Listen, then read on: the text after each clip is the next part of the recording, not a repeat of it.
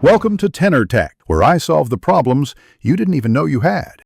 You start by ensuring Trevor has space and low heat so you can bring a new ride inside. Drive the target vehicle to the garage entrance or tow it if needed. Make sure it's not hot with police.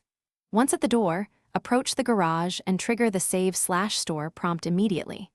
This step matters because garages only accept vehicles if they're registered to you or stored correctly, so act fast and avoid collisions that could block entry or break the car. Once inside the garage, select the Store or Replace option that appears on screen.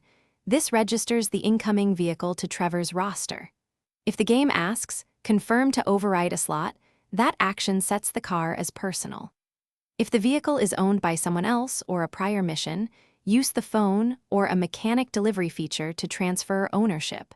Otherwise, the store prompt may reject it. Make sure to wait for the confirmation chime so you know this. After saving, exit and check Trevor's interaction menu or garage menu to confirm the vehicle appears as personal. If it doesn't show, drive the car out and back in, then wait for the store confirmation. Once done, make a quick save so the change persists. If the vehicle despawns or is destroyed, reload the quick save or use the mechanic to deliver another personal vehicle. This troubleshooting step prevents lost progress and ensures the new car remains linked to Trevor. Thanks for watching. Subscribe to keep your life in tune.